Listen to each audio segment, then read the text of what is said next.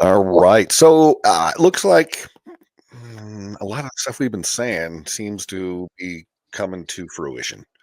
Uh, some of our theories seem to be agreed upon with a lot of people out there. Have you seen a lot of that lately? Oh yeah. Oh yeah. It's eye opening how right we S- are. s- Haven't heard many people talk about how we think he was part of it, but didn't realize how deeply involved he was going to be, and then all of a sudden he realized, oh shit, this was a little more than I was buying into, and that's why he booked off the roof so quickly. Because if you look on the timestamp, some of this stuff, we're talking 12:23 p.m. was the shooting in like 27 seconds, and then you see it like 33 seconds or whatever. He's booked all the way across to jump off the roof, and Yeah. there's no way you can pack up that gun because it wasn't found on the roof, so. He had to take something if he had it, right? I don't think he had Yeah. anything. He He didn't didn't. He No. didn't have shit up there. You know, he didn't have Yeah. shit up there. So, yeah, it's all crazy. So we're going to get into some stuff where we're going to talk about a few other weird conspiracies. Why the hell were they so adamant about cleaning this crime scene up and repaving or re-cementing the area where Charlie was?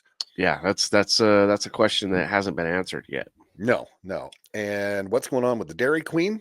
Why was he at the right one or was he at a different one? They don't really know, but we might have a couple things about that. Autopsy. You're supposed to do an autopsy. It's the law. And we haven't seen anything on the autopsy, but we do have stuff where a mortician gal talked about that. And then we're also going to talk about a potential tie with Russia and a former Republican candidate who I thought I liked, and now I'm like wondering what the hell is he doing. But Mike Leavitt, former governor of Utah, was involved with Russia dealings, and then now this Phil Lyman, who just missed out on the election, this last election we had for governor, and of course Governor Cox, who we're not fans of. By any stretch of the By word, any yeah. stretch of the imagination, I think this guy's a less than quality human being, Yeah. to put it nicely. Uh, got in somehow, mysteriously got the nomination over Greg Hughes and Phil Lyman and a few others that I think would have been much better candidates. Phil Lyman, now I'm wondering because he has this tie to this Russia house, the 683 house or 683. So that's interesting. So we're going to just touch on a few more things, not really make this real long, and get into this because there's a few other things like this that have come up since the last two that we've done. Please watch the first two. Watch the very first one we did, and then the last one we did a follow up just last week, and then a few more things have come out. But we're like, where's the blood? Yeah, I think we nailed everything. I mean, Yeah. from later on that day, we were texting back and forth, and we're like, "It's kids of Patsy, 100%. Oh What's yeah. going on with this? What's going on with that? What's going on with this?" From the very beginning, and Mhm. Yep. I know we're not as popular as Candace, but at the same time, Well, just below her anyway. right below her in the ratings. Just yeah. um, but I mean, we said 2 weeks ago what Candace is saying, Yeah. this week, Yeah. so it's like, I don't know, and maybe you have situations like that where you don't want to rush the information. You know what I mean? You don't want to be Yeah. wrong. Exactly. But I mean, I've been wrong before, and I've said, "Hey, I'm wrong. Let's Yeah. strike Yeah. that one from the record." Yeah. From But the evidence we were presented, this is what we were talking about. exactly. Yeah. Well, and we talk about this question and everything. This is kind of what happens when you're in that mindset. You know what I mean? Yeah. Yeah. Everything is like, I don't know. I don't trust you until I get all the facts. And Yeah. let's. But then how do we know we're getting all the facts? This is the thing. They're And taking correct this thing that. to trial. Yeah. The prosecution wouldn't be taking this to trial if they didn't think they had all of the evidence they needed to run this case. Really? Well, yeah, normally you're Normally. probably right. Yeah. But in this case, there's so much crazy shit out there about this. You're like, well, are they still going to go and present this because they have to really put this all on this Tyler Robinson kid who, again, We don't believe he was the shooter. Was he involved? Probably. Maybe, yeah. Most likely, seems like. But I think he was certainly a patsy in this whole thing. I think he, had a role for sure, just like the Bernie lookalike, who I did have a video this guy had with the Bernie guy was walking down the stairs right after Charlie got shot, and his fucking pants dropped to the ground. He had to pull him up. God. And then he's like, I shot him, and then he fucking gets arrested. I'm like, how the hell do your pants fall? I mean, this is the 9/11 guy who was there at 9/11. He was also there at another big event, probably at Butler. I'm not sure, but anyway, just kind of coincidental that he was, here also. So we'll have that, and we'll get into all this stuff. But we'll briefly talk about all of this because everybody has seen this ad nauseum. We're going to try to give a fun little take on it. Go, what the F is going on? Exactly. And all that. So thanks, and welcome to the Rude Barton podcast. Let's get into this. I got my buddy here, right over here, the Rude. He's here. Bam. Here. There you go. Right there. And I am the Barn. And we're here giving our opinions about a lot of things and questioning everything that we can about things like this Charlie Kirk thing, for example. Hey, and if you guys want to question everything, you can go to therudebarn.etsy.com. There it is. And grab your Question Everything merch. We got a ton of stuff up there. Super good. Super funny stuff.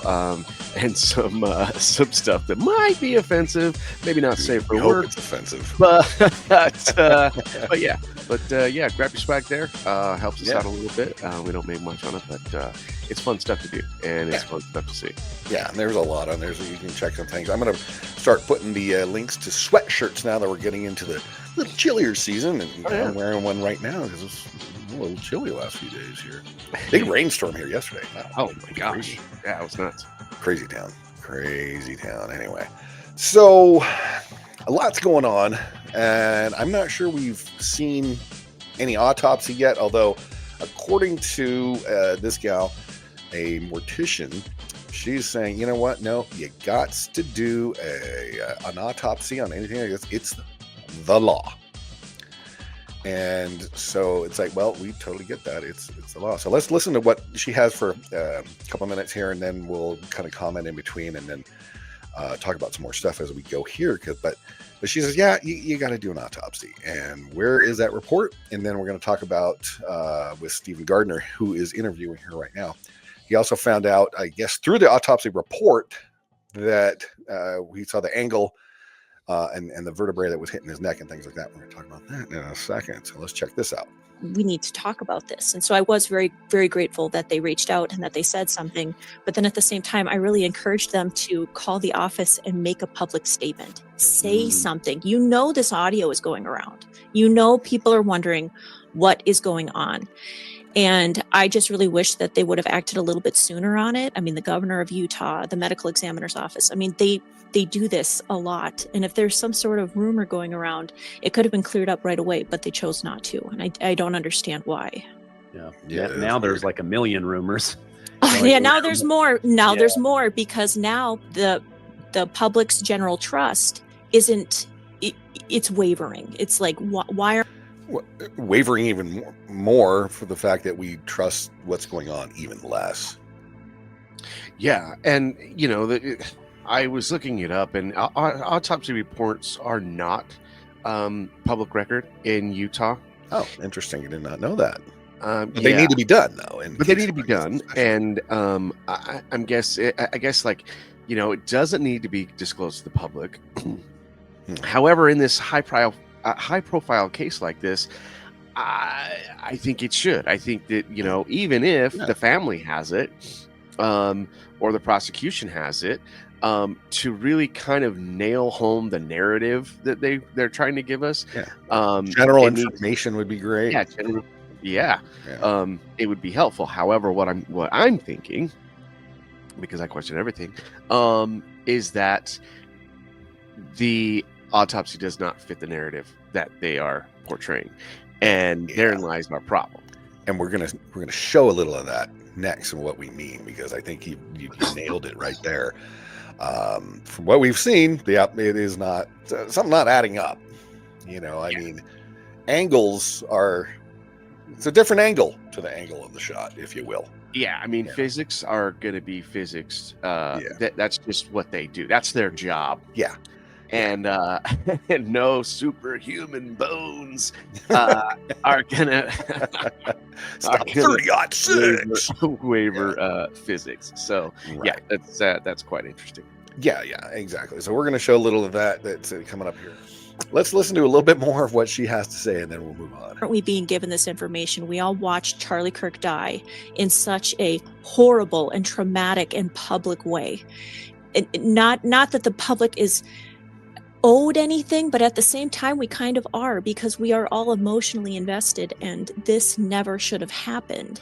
So I get everybody's on a learning curve and everybody's trying to figure out what to do, but at the same time they know better. The medical examiner's office should have come out immediately, and I am disappointed that they did not. Yeah, and that makes sense. And we're all wondering, and all that does is swirl the conspiracies even more. And I mean, if their whole thing is they want the American people to trust them, they got to come out and be trustworthy. You know what I mean? They got to do they have to do stand-up shit, and they're not doing stand-up shit right now. Sorry, here's another video that Stephen did, and it talks about some stuff, and Alex Jones talking about stuff going on with Cash. I really like Cash, but I'm just wondering what the hell's going on with him and Bongino, and what they're being told they can and can't say by those who are perpetually in the government, who never aren't elected and don't have to worry about only being in there for a couple years, a few years or whatever. Because it's very interesting that we've all seen that people who think that they deserve information, even like the president, these people sit there and go, I don't give a shit who you are. You're only here for a couple years. We're here forever. And we don't care what you think or say or demand and all that stuff. Very interesting how our government really works when you get down to it. So yeah. Anyway, so here's Stephen talking about a little bit more stuff, and gets in, and I can't remember how far. I'll get into this a little bit, and then we'll cut this off in a little bit, because it's 24 minutes, and we're not going to do that whole thing. So here's what I've gathered. The bullet crashed through C2, 3, 4, 5, and 6. Sadly, completely destroying Charlie Kirk's spinal cord. This is what made him tense up. This is what made his heart stop beating, and why gushes of blood versus squirts of blood were coming out of him. The doctor found the main portion of the bullet near his T1 thoracic vertebrae, so near the spine, down where the neck vertebrae connect to the upper back vertebrae. Okay, and we're going to get into that in a minute, because there's another video of this other guy who does analysis as well, showing this video that Stephen has done. And it is very interesting, because this whole angle, if you look at it, we'll analyze it as well, the C2 through C6, I mean, you're talking an angle that's coming down like this, which completely destroys the narrative of the angle of the shot that anyone could have taken from the top of that low-C building. Yeah, I mean, that's the front of the face, or the front of the head versus the back of the head, basically. Yeah. So those aren't magic bullets either. I mean, oh whoa, what? Not silver bullets either, or just wondering. And bullets does, again, with the physics, bullets don't come like this and then go like this and then come down like this. Well, apparently you never saw the JFK assassination. It's a Zapruder film that shows the magic bullet that did the whole thing, came around and then got back into JFK. Yeah. It happens, dude. It had happened freaking 60 plus years ago. So magic bullets are still magic around. Bullets exist. I don't know. I'm just saying. So I probably shot that down for you. Sorry, buddy, but shit happens. No magic bullets. All right, let's listen to a little bit more of this, and then we'll move on to the next one here, because there's just good info. Inside of that gun And now we're getting reports that it may not be a 30-06 bullet that was found in his body. Yeah, no shit, because we already talked about this, and if you've watched this stuff at all and done any research on your own, you've seen the ballistics of a 30-06 and how it goes through the gel, how it's gone through a pork spine, a cow's spine, all these different, these guys would have completely shattered the spinal column. Yeah, it would have blown it to bits. But Charlie does have a magic Superman neck. Got those magic. So there's that. Superhuman bones. Exactly. So the likelihood that it is a 30-06 that even after smashing through his neck didn't come out the back end is very, very, very unlikely. Okay, like impossible. We know from past Turning Point events that typically 5 4K HD cameras are part of the setup when they go live. Right. On this particular day, they did not go live on their YouTube channel. That shouldn't make anyone suspicious. It was just a business decision. Oh.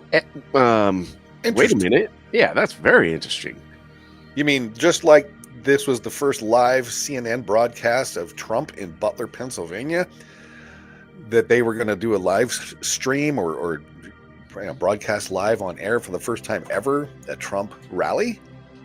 Yeah, so why wouldn't they stream live on their YouTube channel? I mean, that's where they have all their popularity. I mean, that's their bread and butter. Why wouldn't you do that? And how many times was that the norm to broadcast it live stream all of these all the time? Was it the norm? Was it periodically? If it was periodically, okay, I can understand. Okay, maybe that's why they chose not to do it this time.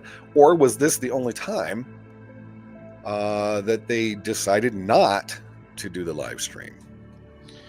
I don't know. Maybe if you do, like he was saying, if there's typically that many cameras, maybe there would have been too many angles from the very beginning. What are you insinuating, Rude? I don't know. I don't know. This is crazy questioning and reasoning and logic you're trying to use here, and common sense. How dare you? How dare you? It's blowing through me today. I know, it's crazy. However, what we do know is that there were at least 3 Turning Point cameras pointed right at Charlie Kirk's body. Yeah, the one behind him. Mm-hmm.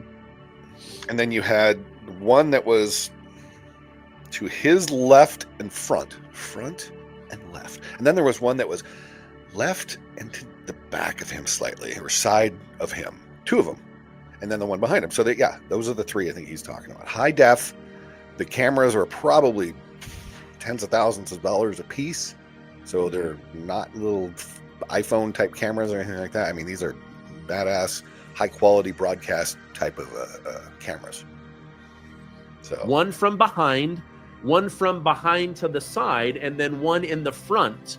Oh, yeah, there you go. It's like I just said. Weird. It's like there's an echo in the room. To his side. Now, I was told all of that footage has been turned over from Turning Point to the FBI. They no longer have that footage. Yeah, like 2 seconds after Charlie was shot, that's how quickly it got to the FBI. Yeah, exactly. Because you saw them. I mean, you brought this up, them ripping those cameras down like almost immediately. Yeah. I mean, it's like, really? Is this what we're doing? I thought this was a crime scene. Yeah. They're not sharing it with anyone. They didn't make copies, and they did not allow me to see the footage. Well, they didn't allow me to see the footage either. Did they allow you as well? Yeah, they weren't answering my phone calls. He's a rude guy. Anyway, it's about 20 more seconds of this, and then we'll head out. Everything has been handed over to the FBI. Handed or taken? However, the person I spoke with confirmed this to me and said that the cameras were all filming in 4K. This means that everything you and I saw on blurry video was 180 dpi. Yeah, that was all 4,000 dpi. It was all cell phone video is all we saw. Well, cell phone video from 1987. Yeah. I mean, there was nothing high def about anything we've seen, really, except a couple shot here and there that weren't the turning point cameras, by the way. They were somebody had like a good iPhone or Samsung or whatever phone and shot pretty good footage, and we saw fairly clear. But everything else, isn't it weird how everything else we've seen has been, like shitty ring doorbell cameras, or shitty cameras from 1996 that are like 380 DPI. I'm like, it's like when 2025 for hell's sake. It's like when people are filming Bigfoot. You know what I mean? It's just shaky and shitty shot. It's like something happens where it just gets blurry, and it's like that tells you freaking VHS. A Bigfoot is just like an alien. They know how to mess with your cameras, knowing when they're being filmed. They can zap it and zap you down to, we're gonna blur the shit out of your fucking footage, but we're just gonna show enough to make people think that there's something there. Yeah, that's it. Those grainy videos, zoomed in videos that lost their quality, or screen shares of screen shares, or videos that were somehow mysteriously deleted off your phone. Yeah, well, I heard we said that last time. Yeah, they were doing that. What the hell happened there? Yeah, snatching videos right out of people's phones. That's crazy. Yeah, and I don't know if that's possible.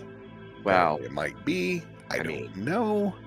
I think anything's possible. People were saying, "Holy shit! Wait, where's my footage? Where did it go? I didn't delete it." Yeah, interesting stuff. That's pretty creepy. That is not what the FBI is looking at. They have 4K of the situation. Yeah, they do have 4K of the situation.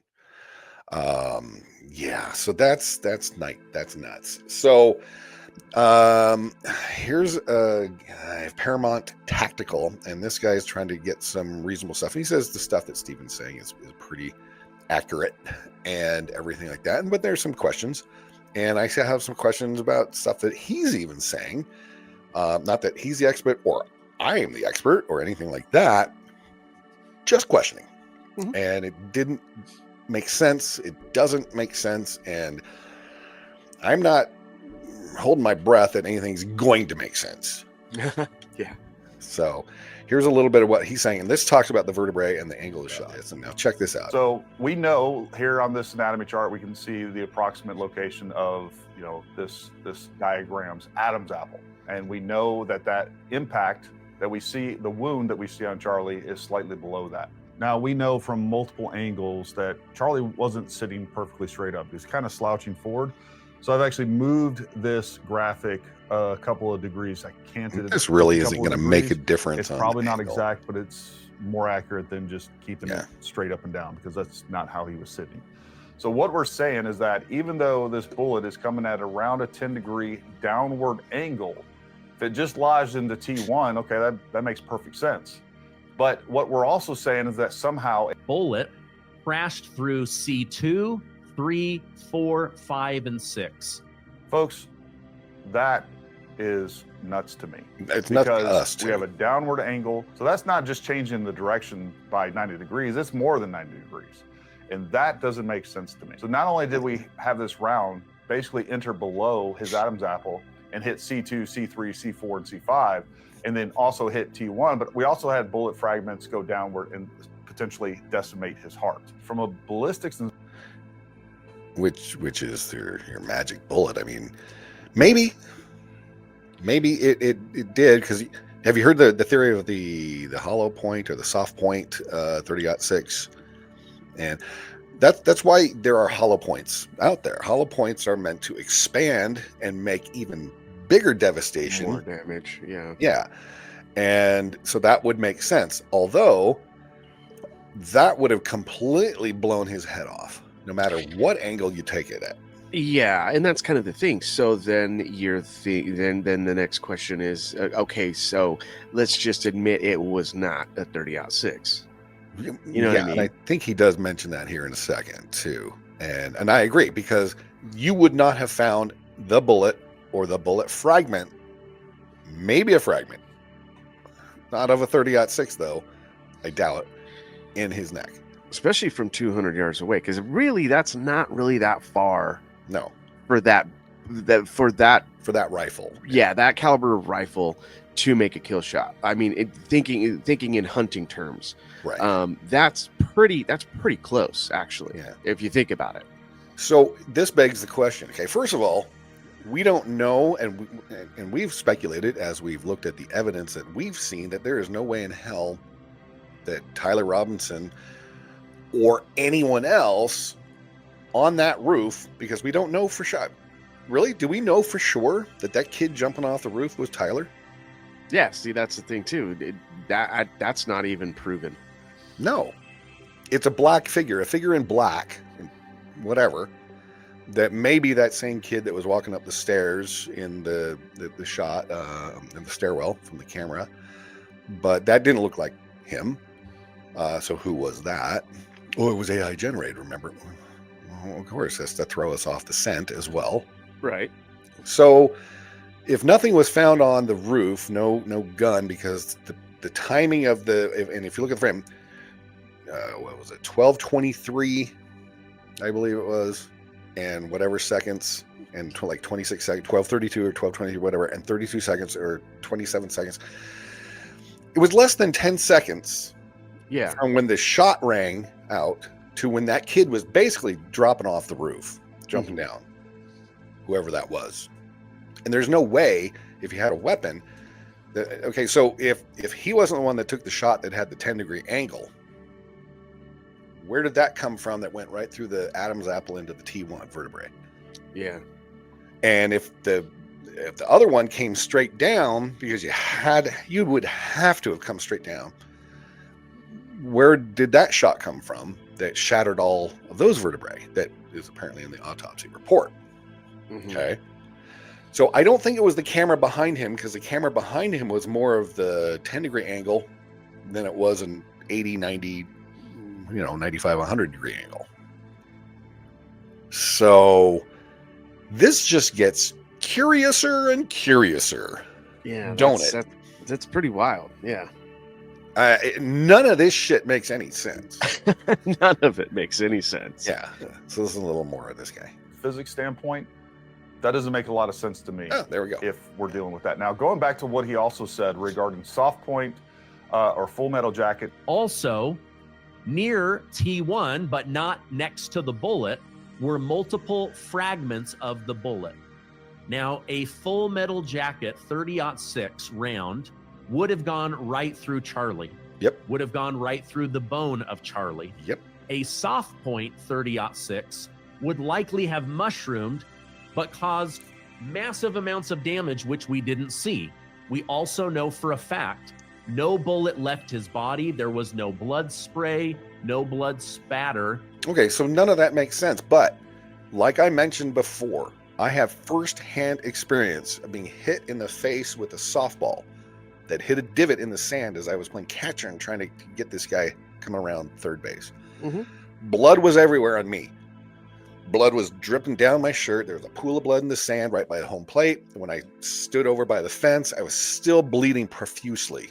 And there was another pool of blood over there, and I had to go to the hospital, and it was a mess. Head wounds are brutally bloody. Yeah, they are. When it comes to shit like this. But when they pull back and pull away, or another guy comes in, there's not a drop of blood on them. And I don't care if you're instantaneously dead in a second, the heart continues to pound and push blood, pump blood through. You're still going to have residual blood flow. I mean, it's still going to come out. I mean, well, from that wound, I mean, it looked like it was big enough to where he just would have been emptied. You know what I mean? Yeah. These guys are down on their knees helping them. And then they get up and you don't see anything on their pants, on their knees at all of the pool of blood from the initial contact. Yeah. All over the front of them, all over their arms, all over their clothes. Even if the first person to help him just went right for his throat and tried to hold that wound closed, that guy would have been covered in blood. And there was nothing. Yeah, there's just so much weird shit. So weird. So much weird shit with that. It's like, where, and we mentioned that in the last video we had, where is the freaking blood, man? Where's the blood? Too much blood.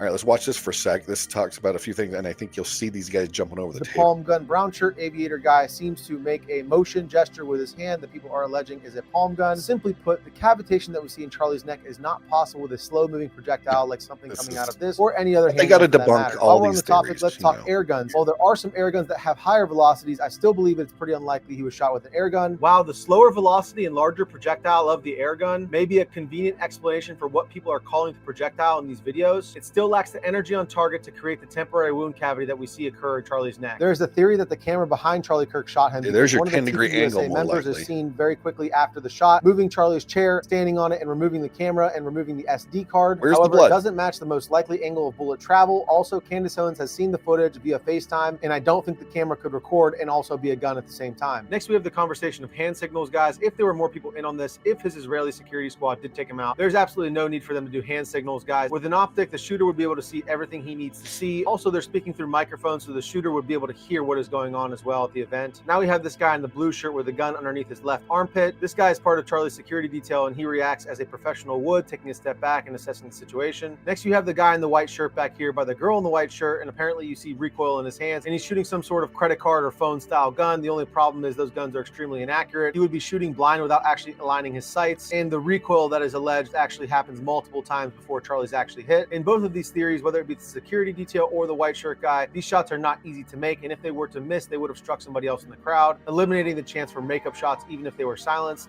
Exactly.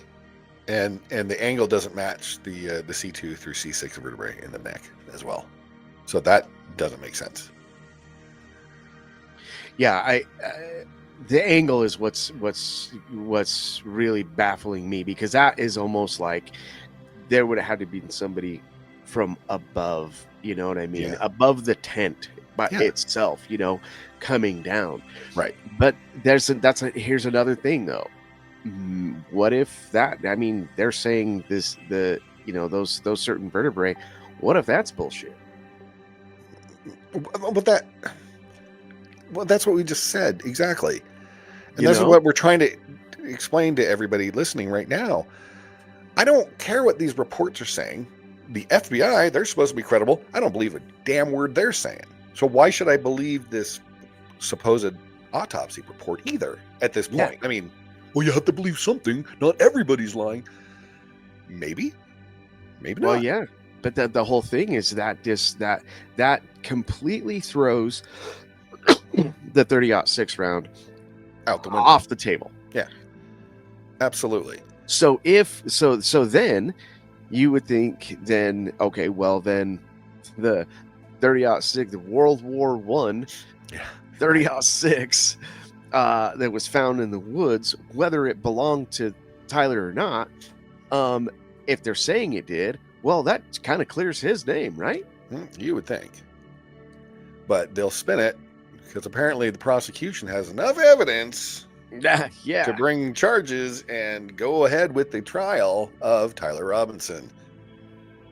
So what does that tell you? I mean, if it wasn't Tyler Robinson on the roof, where was he? And if he shot with his rifle somewhere else, because they said, well, they did show that there was a round that was shot out of it or something like that, but the gun they showed, excuse me, wasn't a World War I, which we debunked in the last video we just did, that the stock was some polymer, some new material that was probably made in the 80s or 90s, some polymer type material. Wasn't wood like it would have been back in World War I or World War II. Mm-hmm. So that wasn't the gun they're showing. Why do they keep showing this gun? Because they think we're all stupid? Apparently. That's the thing is though too, is what's hilarious is like, they're like, gun toting Americans, don't want to give up your guns, and then the guys are like, it's like, I'd shoot everybody with my gun before I gave it up. My gun, Right. my gun. And then you're gonna try to pull a fast one Gaslight us. on all the gun toting like rednecks in the U.S. Oh, No, Yeah. that's Nice not gonna try, happen. Junior. Yeah, Yeah. exactly. Nice Basically, try. you have 6 million experts on guns. You know what I mean? And all with YouTube channels who we're trying to watch and just get the information, because we're not the experts, but we're also not stupid either. right. We might be a little dumb, but we're not stupid.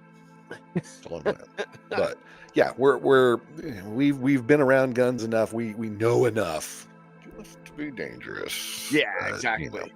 but we know enough to know this is bullshit. So here's a video showing the no blood. Where the hell is the blood? Let's check this. Huge effort to try to get, Okay, or here we go. whatever it was, struck his neck. Watch this. Everything I've seen, this drives me the most crazy. As you watch this, You know guys, what we're we're talking talking about a gunshot wound to the carotid artery. All of these guys. And look at this who are guy in brown supposedly right here with the striped shirt. Big old. I mean, he's big old smile on smiling. his face. He's acting like he just opened a Christmas present here. And I want you to watch it. Okay, we're handing things off, but as we're handing things off, no blood. No one has any blood on Right. their hands. Who? So here's what I'm gonna say, Alex. I'm not trying to point fingers or conspiracies, but I want to We are. know, why did nobody save his life? No one there is stopping the bleeding. Not one person put their fingers in Charlie Kirk's neck or their hands. This is Well, a remember video when from you He brings up a good point.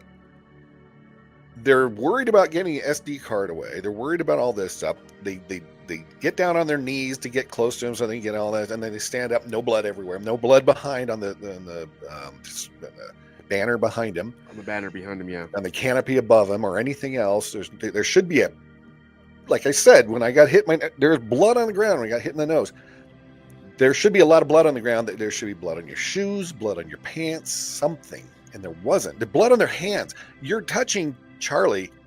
Chances are there's blood all over him, and you're going to have some on your hands. Literally blood on your hands. And there's Yeah. nothing. That's baffling to me. I don't know, because like, you know, you could have made the you know, the assumption that they faked his death or something like that. Oh, yeah. But even if it was a blood pack, like they use in the movies, It's going to be somewhere. that would have gotten somewhere, Yeah. on somebody. You know what I mean? And they didn't look like they were real meticulous in not touching the area that had blood on his shirt. It's almost like they Almost tried right. not to. Yeah. That in the time frame they had, you couldn't do that. Yeah, it was seconds. Yeah. Yeah. It's just a little But more. you had enough time to hand something off to somebody? I know. That seems pretty This all happened within like 5 to 10 seconds. suspicious.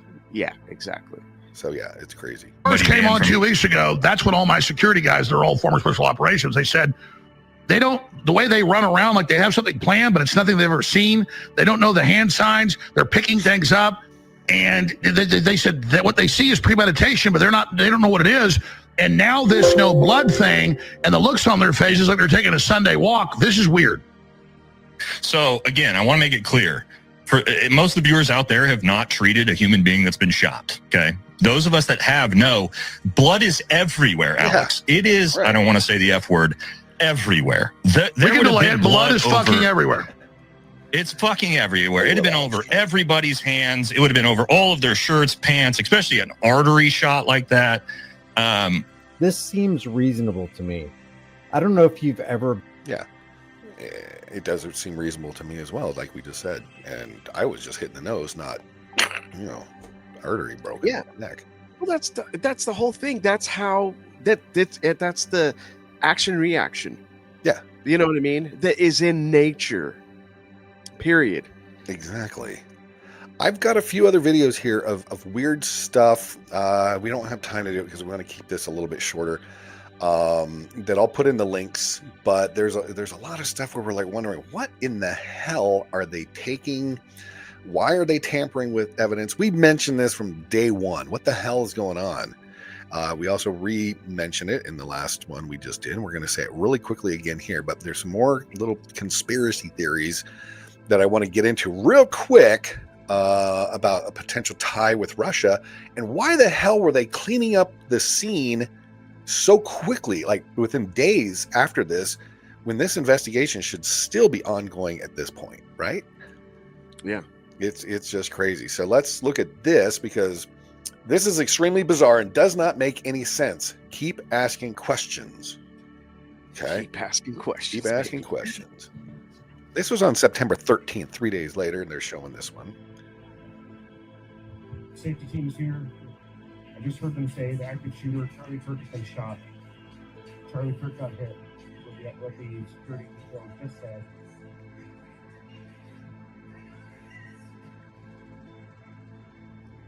And he pans back around. Now the camera's down. This guy just... and he's walking right where Charlie was on the ground. And there's no blood. Again. But why is he tampering with evidence? And they're doing this so casually. Like, yeah, like the event's over. Like, you know what I mean? Like a normal day. Yeah, all right. And everybody's cleared out. Let's pack everything up. Yeah, this is just El Bizarro, dude. I mean, this shit has driven me crazy about this whole thing since we saw this the first time. Just put it over there. No big deal. Okay, all right. They keep showing us over. And it's just like, oh my God, what the F is going on?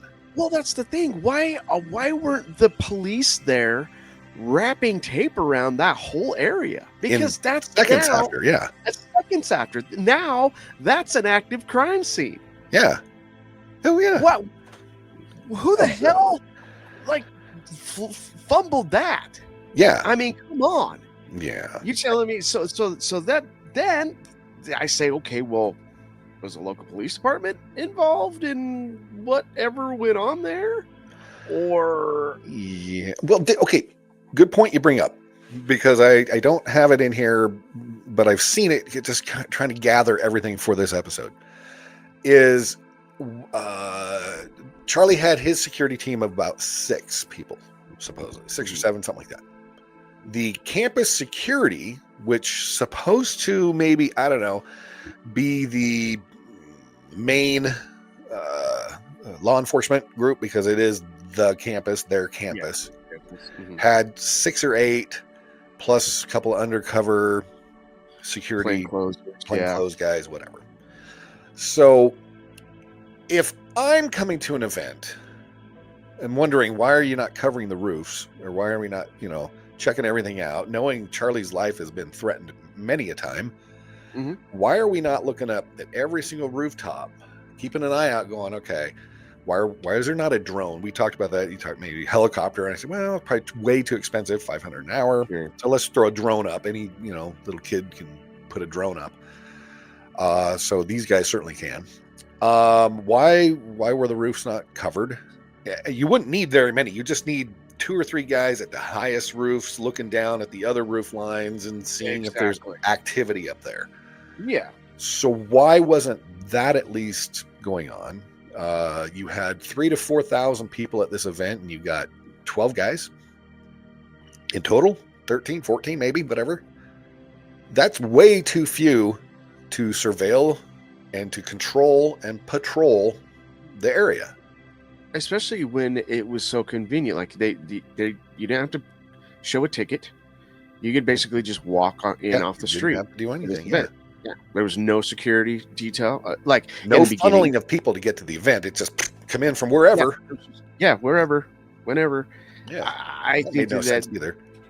Yeah, and to have an open situation like that, and not have more security detail or some SWAT on scene or something like that, something with some agency with a tactical background. Yeah. You know what I mean? Yeah. I mean, if it were not me, have that. Yeah. If I were Charlie, I'd want to make sure I had every base covered. Oh, exactly. Me too. Especially like Trump deal. Yeah, and like you said, I'm sure that he got thousands of death threats daily. You know what I mean? Of course he did. When you're the opposition, the base of the opposition has been pounded home that you're a fascist, you're a Nazi, you hate America, you hate blacks, you hate gays, you hate everybody. All unfounded, all not true, of course, but it's been pounded home. You're a threat to democracy. You're a threat to my livelihood. You're a threat. If you continue to do what you're doing, the country is ruined and your life is ruined and everything else. You're gonna be that badger that's in the corner going, whoa, wait a minute, and you're gonna do something like this, which you did.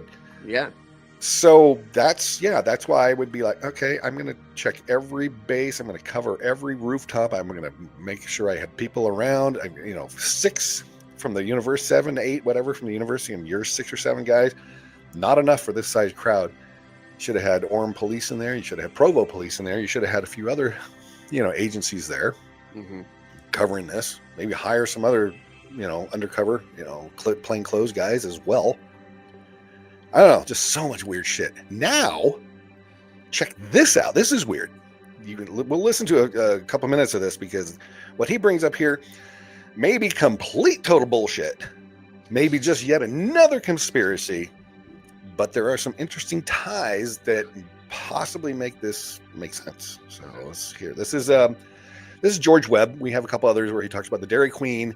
Was it the right Dairy Queen? Because he went back to the other Dairy Queen or to the Dairy Queen after, and all of a sudden everything was gone. Well, now it looks like that was a different one. So they saw him at one Dairy Queen with the camera, security camera on him, right on to Washington County where he lived.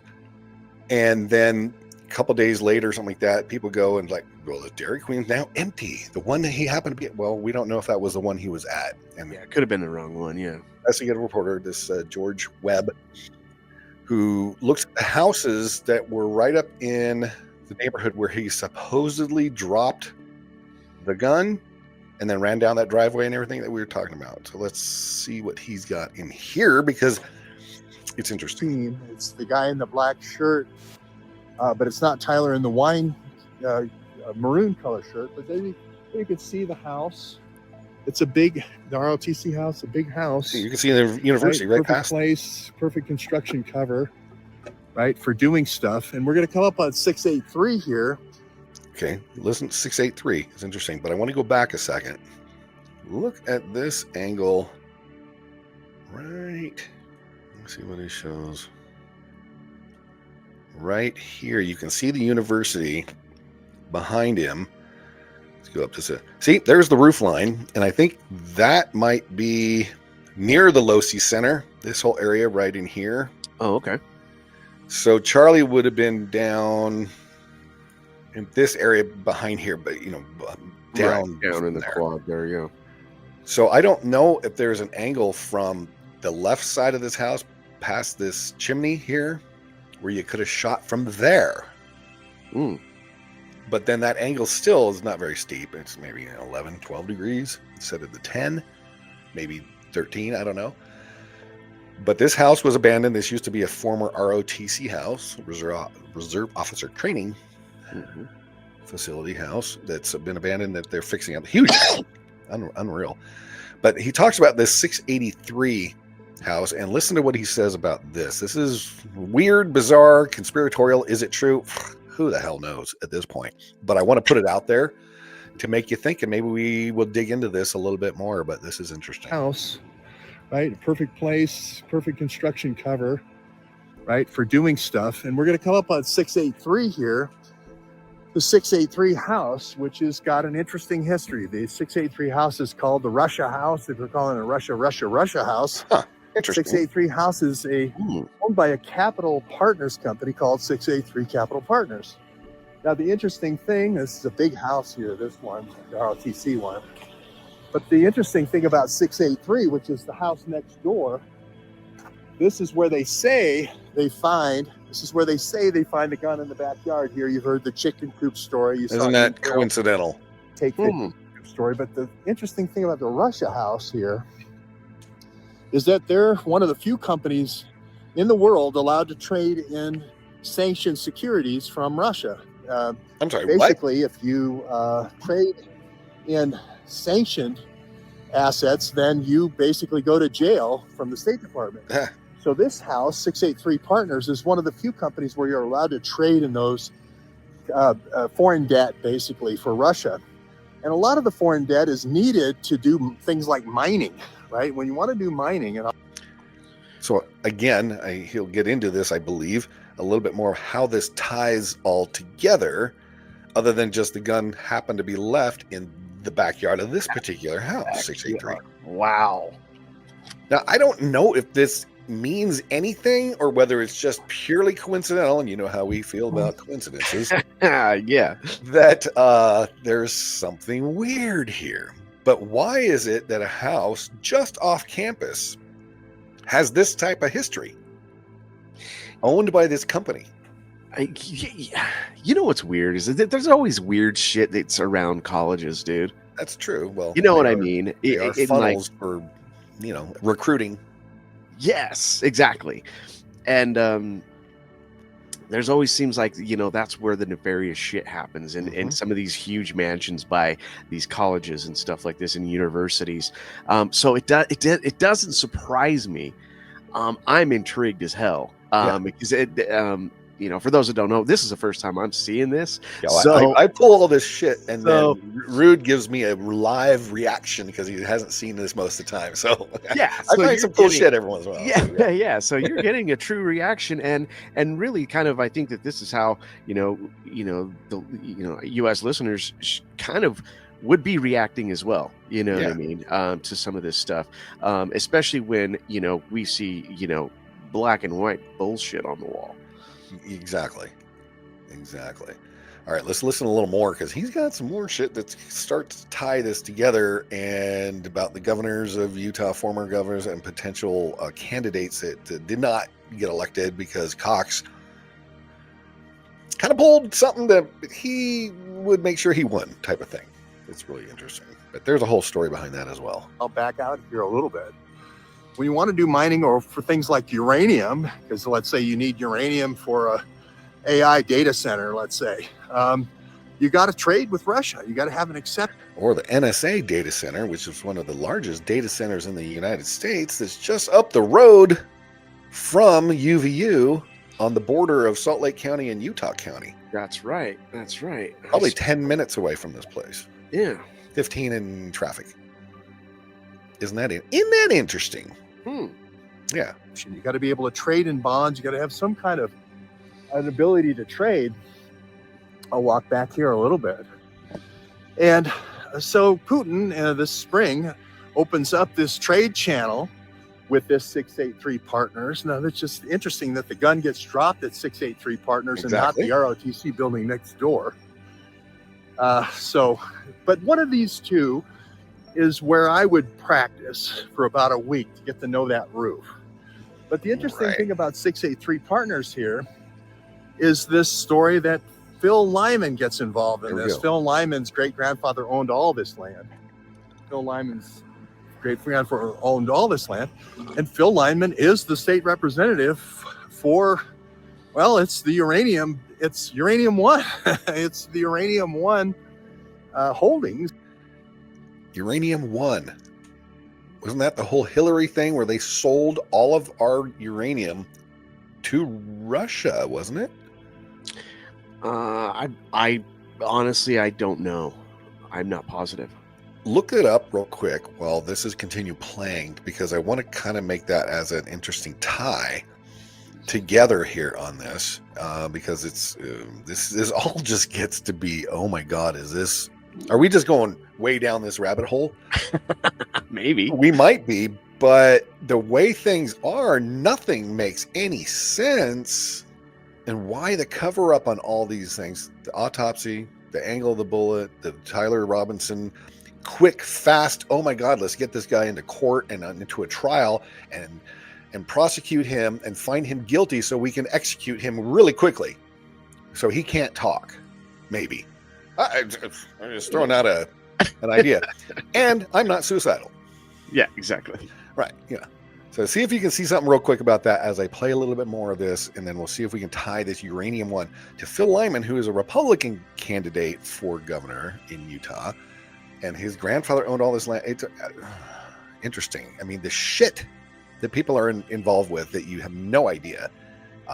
Little old Utah. That's right. That Phil is involved in.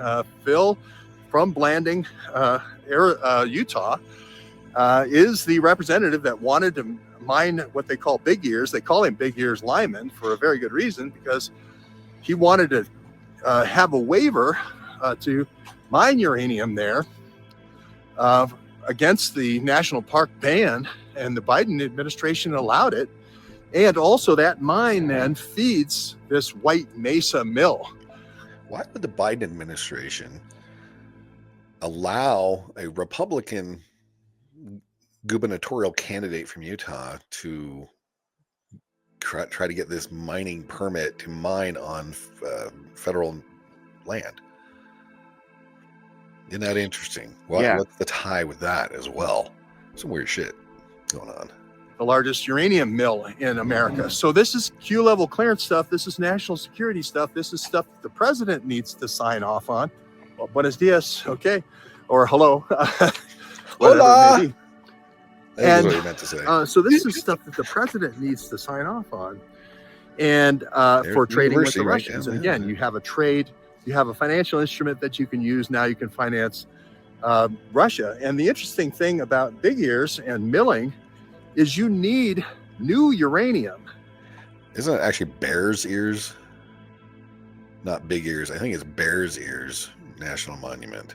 I'm not sure. That's the one they were talking about. I think it's Bear's Ears, not Big Ears, because that makes more sense. Because they had a big fight about this whole, Bear's Ears, blah blah blah. They want to make sure it's a national park, and people are like, well, why? And anyway. Yeah, it's that low grade. Yeah, it's from Utah. Yeah, it's a big Bear's Ears. Uranium as feedstock to blend down or down blend highly enriched uranium that might be coming from a missile. You may remember we covered a topic called megatons to megawatts. Anything having to do with the Department of Energy and uranium immediately goes to the highest level of clearance in our government. It's called Q-level clearance. Oh my God, dude. It's just gets crazy. Did you find anything out about Uranium One real quick? Yeah, Uranium One was sold to the Russians, yeah. Yeah, and wasn't Hillary involved with that? Well, she was Secretary of State at the time, it looks like. But her ties... Yeah, her ties to it have, quote-unquote, been debunked. And also... Fair enough. All right. I'm not suicidal. Right. I don't want to say that name again. Exactly. Why you wouldn't want to? Anyway, so that's interesting. We may do a deep dive on that later on, but we're going to talk about a couple of things too. But the one last thing I want to really kind of talk about today is the cleanup of this. This is so freaking weird and odd and strange and never been done before that we know of, especially in such a high profile case as this. You got yourself people cleaning up from the university, and they even brought up on a PBD podcast. Vinny was talking about this. He tried to find out why. What was the reason you guys are cleaning up the crime scene and re-cementing over the crime scene? It's absolutely freaking bizarre. But here, let's listen to a little of this right now and see. Let's see what are they doing, because I see a lot of construction smoke going on. Oh no. They are constructing, they are taking out the whole platform where he was sitting. Why? Why are they doing that? Yeah, I mean, you don't do that. Like, this was on the 15th, 5 days after. Yeah, that's like odd. I said, yeah, I mean, unless you're trying to hide something, you don't do this. It should have, we talked about it 2 weeks ago. Yeah. This should have been an active crime scene for weeks. Still be. Yeah, until they gathered every single bit of forensics out of this area. And but 5 days after, there's construction, there's cleanup, there's cement being poured. Yeah, doesn't this seem like the fastest recording of evidence and crime scene material you've ever seen in your entire life? And analysis of it all? Yeah, right?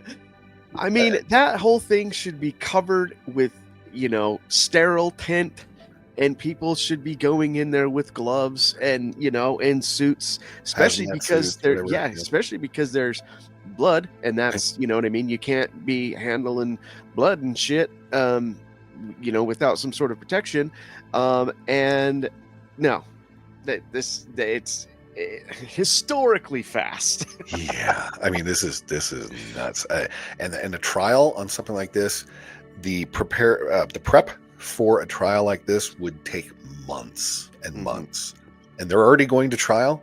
They're already getting ready to prosecute this kid who may or may not have done it. We don't think he did it. He didn't pull a trigger, at least. He may have been involved with the other 20 other conspirators in this whole thing, but I don't think he did it. So why are they really pushing to get the death penalty on him and get him prosecuted real quick? Yeah, I mean, they're definitely, it seems to me, in my opinion, in my entertainment. Oh yeah, entertaining seeking way, opinion. Is presenting just the stuff we happen to see that's out there. Yeah, it's already out there. Yeah, we're not making any wild claims, but we're just questioning it. That's all. But yeah, it almost seems like it's a cover-up for something else. And what's gonna be very interesting is if they do give this kid the death penalty, which I am fairly convinced this kid was not the actual shooter. I don't think the kid really kind of had any other involvement other than, you know, what I was talking about last week.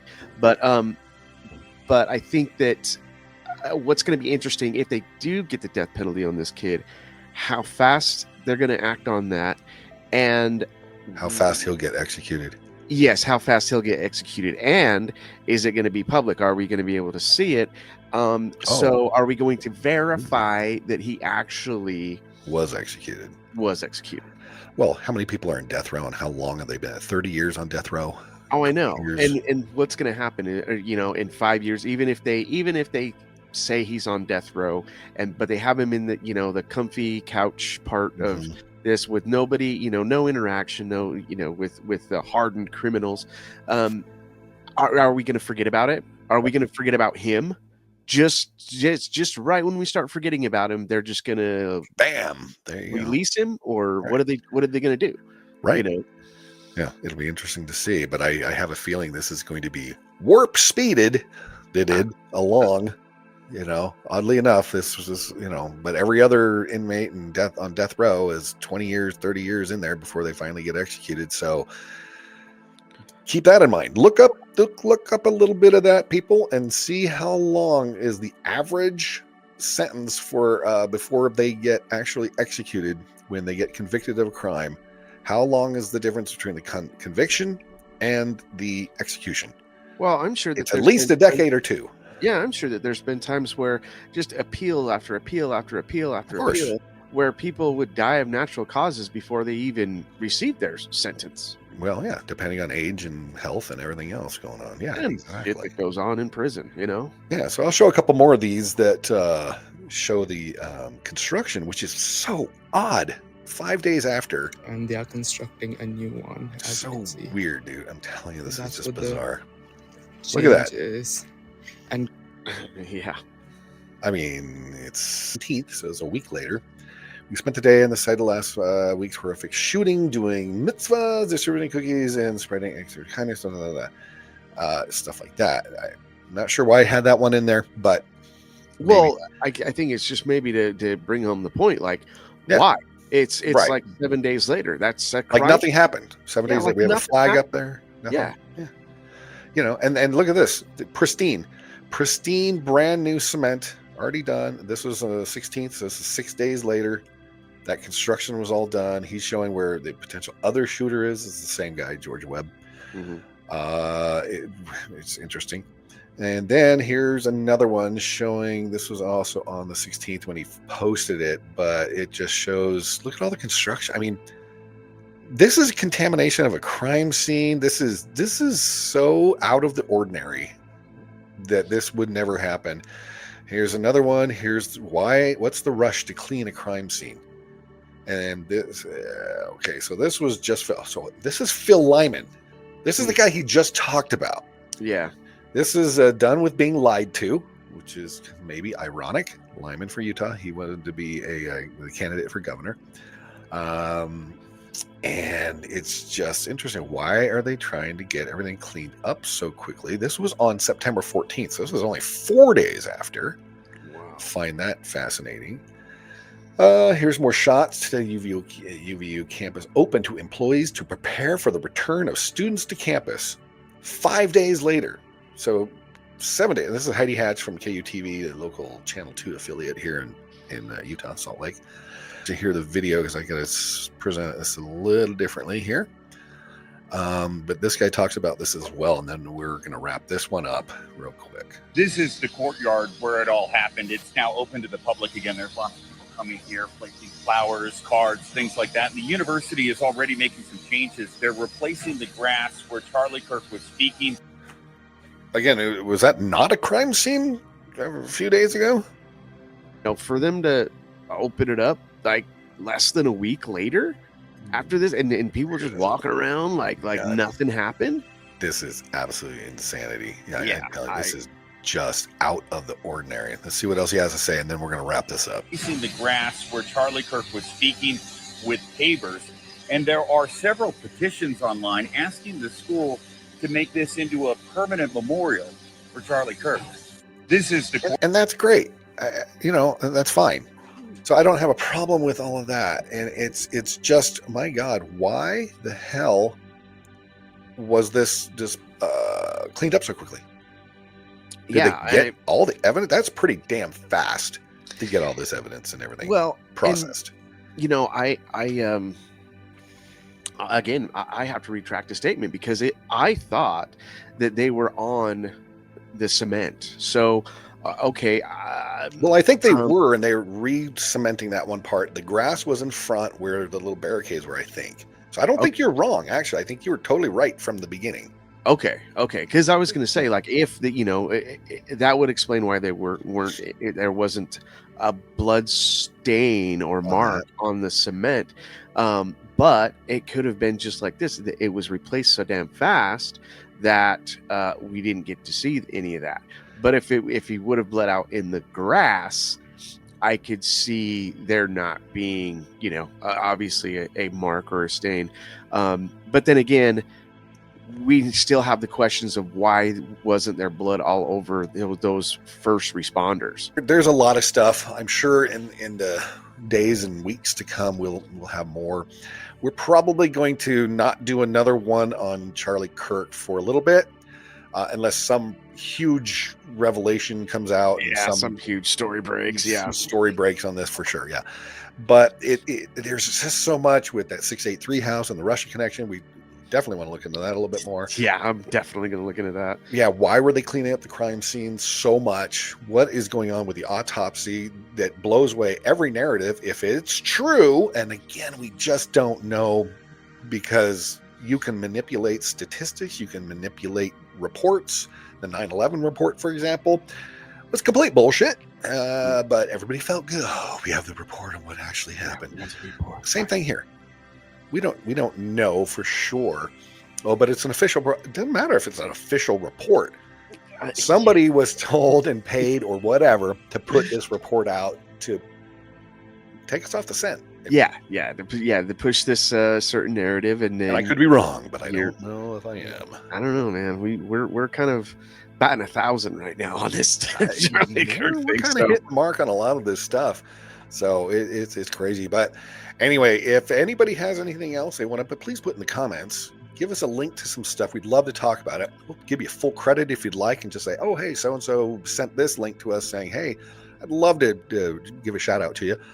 And please check out our Etsy store, therudebarn.etsy.com. The sale of some of the merch, and we don't make much on it, will help get the show going so we can do this a little more often. We love doing this, so please do that. But we love continuing to dig into this stuff. This is so much fun doing this. We love it. So yeah. So please remember, question everything, everybody, for sure. Yeah. Question everything, and like, follow, subscribe, and share. You know what I mean? We don't like to be a broken record with that one, but it helps the channel. So we're trying to grow.